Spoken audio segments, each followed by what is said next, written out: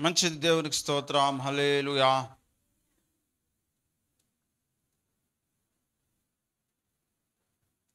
18వ కీర్తన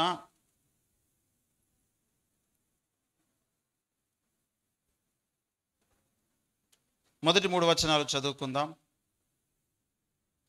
యెహోవా నా బలమా, నేను నిన్ను ప్రేమించుచున్నాను. యెహోవా నా శైలము, నా కోట, నన్ను రక్షించువాడు, నా కేడెము, నా రక్షణ శృంగము, నా ఉన్నత దుర్గము, నా దేవుడు, నేను ఆశ్రయించి ఉన్న నా దుర్గము. కీర్తనీయుడైన యెహోవాకు నేను మొర్రపెట్టగా ఆయన నా శత్రువుల చేతిలో నుండి నన్ను రక్షించును. చదవబడిన లేఖనం మన వెనుకల్లో దేవుడు దీవించునుగాక. ఆమేన్. మంచిది, ప్రభునందు ప్రియులారా. మరి దేవుడే మన బలముగా మనం బ్రతుకుదాం, దేవుణ్ణి మనం ప్రేమించుదాం. ఆయననే మనకు శైలము, ఆయననే మనకు కోట, ఆయననే మనకు దుర్గము, ఆయననే మనల్ని రక్షించువాడు. గనుక ఆయనను బట్టే మనం సంతోషించుదాం, ఆనందించుదాం. మన శత్రువులందరినీ కూడా ఓడించేవాడు, వారి నుంచి మనకు విడుదలనిచ్చేవాడు ఆయనే. కాబట్టి ఆయనను బట్టి మనము భయభక్తులు కలిగి, ఆయన యందు విశ్వాసం కలిగి, దేవునిలో ఎల్లప్పుడూ మనము సంతోషించినట్లుగా ఒక గొప్ప తీర్మానం, ఒక బలమైనటువంటి తీర్మానాన్ని మనము పొందుకుందాము. అట్టి కృప దేవుడు మనకు అనుగ్రహించునుగాక. ఇంకొక మాట చదువుతాను దీనికి తోడుగా. 94వ కీర్తన 18వ వచనం. నా కాలు జారినని నేను అనుకునగా యెహోవా నీ కృప నన్ను బలపరచుచున్నది. ఏమండి, మనలను బలపరిచే దేవుడు బలహీనతలో బలపరుస్తాడు, అధైర్యములో బలపరుస్తాడు. మనకు దేవునికి మనం ప్రార్థిస్తే చాలు, మనకు గొప్ప ధైర్యం వస్తుంది, గొప్ప ఆదరణ కలుగుతుంది దేవుని దగ్గర. ఈనాడు ఎంతోమంది ఈ లోకంలో ఆదరణ లేని వారు ఉన్నారు, ధైర్యం లేని వారు ఉన్నారు, బలహీనులు ఉన్నారు. మనకైతే గొప్ప సహాయకుడు మనకున్నాడు. దేవునికి స్తోత్రం. 17వ వచనంలో చూస్తే, యెహోవా నాకు సహాయము చేసి యుండని ఎడల నా ప్రాణము శీఘ్రముగా మౌనమందు నివసించి యుండును అంటున్నాడు. ఏమండి, దేవుడు మనకు అనునిత్యం సహకరిస్తున్నాడు, సహాయం చేస్తున్నాడు, అనేక అనుభవాలు నేర్పిస్తున్నాడు, అనేక పరిస్థితుల గుండా నడిపిస్తున్నాడు. ఇదంతా దేవుని చిత్తమే. ఆయన చిత్తం లేకుండా ఏది జరగట్లేదు మన జీవితంలో. గనుక ఏ బాధ అయినా, ఏ వేదన అయినా, ఏ సమస్య అయినా సమస్తమును మన మేలు కొరకే జరుగుతున్నవనే విశ్వాసంతో మనం ముందుగా అడుగు వేద్దాం. హల్లెలూయా. రోమేయ రాష్ట్ర పత్రికలు అంటాడు కదా, సమస్తమును మన మేలు కొరకే సమకూడి జరుగుతున్నది. దుఃఖమైనా, కరువైనా, కష్టమైనా, వేదనైనా, నష్టమైనా, బాధలైనా అది ఏదో ఒక మేలునే మనకు తీసుకురాబోతున్నది. ఏదో మేలు దాని వెనకాల ఉన్నదని మనం నమ్ముదాం. మరి దేవుని మాట అయితే అబద్ధం కాదు కదా.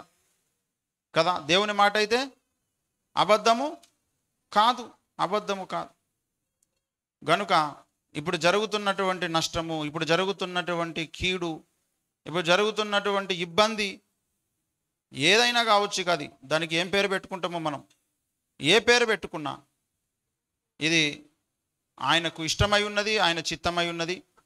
గనుక ఇది నా మేలు కొరకే జరగబోతున్నది అనే విశ్వాసముతో, సంకల్పంతో మనము దేవుని కొరకు బ్రతుకుదాం. విశ్వాసం నుంచి బయటికి వెళ్ళిపోవద్దు, అవిశ్వాసం కావద్దు. మనం దేవుని యందు ధైర్యంగా ఉందాము. మరి దేవుడే మనకు కొండగా, కోటగా ఉంటానన్నాడు. ఆయన మాట వెనుకకు తీసుకోడు. మనము ఆ మాటతో, విశ్వాసంతో ఉంటే ఇప్పుడు ఏదైతే మనం అనుకుంటున్నామో దీనికి వ్యతిరేకమైన, ఇప్పుడు ఒకవేళ నెగిటివ్ పరిస్థితి ఉంటే, వ్యతిరేక పరిస్థితులు ఉంటే, ఒక సంవత్సరానికో, 2 ఏళ్ళకో, 3 ఏళ్ళకో, 5 ఏళ్ళకో దీనికి వ్యతిరేకమైన సాక్ష్యం మనం చెప్పబోతున్నాం. దేవునికి మహిమ కలుగును గాక. గనుక మనము అధైర్యపడొద్దు, దేవుణ్ణి బట్టి ధైర్యం తెచ్చుకుందాం. ఇంకా దేన్ని బట్టి కాదు, దేవుణ్ణి బట్టి ధైర్యం తెచ్చుకుందాం. మరి దేవుడే సమస్తమును మనకు సమకూర్చువాడే ఉన్నాడు. గనుక దేవుని మీద మనం అట్టి విశ్వాసంతో ముందుకు కొనసాగుదాం. దేవుడే మనకు తోడయండి, తన చిత్తం చొప్పున నడిపించి మనలను వాడుకొనుగాక.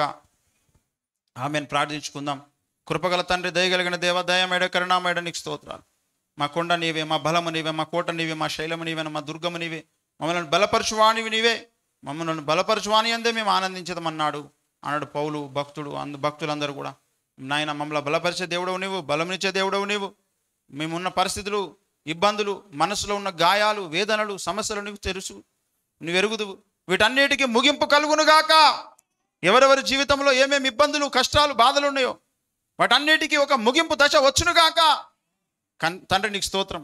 గొప్ప సంతోషం, ఆనందము కలిగే సంగతులు మా జీవితాలలో, మా కుటుంబాలలో జరుగునుగాక, మా మనసులో జరుగునుగాక, మన చుట్టుపక్కల జరుగునుగాక, మా కుటుంబాలలో జరుగునుగాక. ప్రభు అట్టి కార్యం మీరు జరిగించండి నైనా. శత్రువుల నుండి మీరు విడిపించండి, శత్రు సమాజం నుంచి విడిపించండి, శత్రు సమూహం నుంచి విడిపించండి. అందరినీ కూడా ఒక ఉన్నత స్థానంలో మీరు నిలబెట్టి, ఉన్నత స్థానంలో మీరు ఎక్కించి, యోసేపుని ఎక్కించినట్టు, దావీదుని ఎక్కించినట్టు. గొర్రెలు కాచుకునే దావీదు రాజు అయ్యాడు. అయ్యా, గొర్రెలు కాస్తున్న అన్నలకు సద్దిమూట తీసుకుని పోయిన యోసేపు ప్రధాని అయ్యాడు. తండ్రి నాయన, పారిపోయినటువంటి మోషే ప్రజలకు నాయకుడు అయ్యాడు. తండ్రి నీకు స్తోత్రం చెల్లిస్తున్నాను అయ్యా. అదేవిధంగా మమ్మలను కూడా మీరు దీవించి, ఆశీర్వదించి, బలపరిచి వాడుకొని మహిమ ఘనత ప్రభావాలు పొందుకొనమని, సంఘంలో ఉన్నటువంటి వారిని, ఈరోజు వచ్చిన వారిని, రాలేనటువంటి పరిస్థితిలో ఉన్నటువంటి వారందరినీ, వారి పరిస్థితులను మీరు ఎరుగుదురు, అందరిని కూడా దీవించి, ఆశ్రయించి వాడుకొని మహిమ ఘనత ప్రభావాలు పొందుకొనమని. మరి చర్చి ఉరుస్తున్నది, ఉరవకుండా మేము దీనికి ఒక పరిష్కారం చేసుకునేడానికి మాకు ఆర్థికంగా సహకరించండి, మాకు ఆర్థికంగా దీవెనలు ఇవ్వండి. మరి ఈ చక్కగా నీ మందిరంలో ఆరాధించుకోవడానికి ఎలాంటి డిస్టర్బెన్స్ లేకుండా నాయనా మేము నేను మహిమపరిచి నీ ఆశీర్వాదం, నీ దీవెనలు పొందట్టు కృప దయచేసి వాడుకొని మహిమ పొందమని ఘనత మహిమ ప్రభావాలు మీకు ఆరోపిస్తూ యేసు నామములో ప్రార్థించాడు వేడుకుంటున్న పరమ తండ్రి, ఆమేన్. తండ్రి అయిన దేవుని ప్రేమయు, కుమారునికి స్వయం పరిశుద్ధాత్మకున్న సహవాసం ఇక్కడ మనకు భూలోకం సకల భక్తుడికి తోడండి. యేసు వచ్చేంత వరకు మనం లోకలంత వరకు దేవుని కృప, కాపుదల, సంరక్షణ నిరంతరం తోడైండును గాక. ఆమేన్. యేసు రక్తం జయం, ప్రభు రక్తం జయం, సంపూర్ణ గాక. హల్లెలూయా. అందరికి వందనాలు.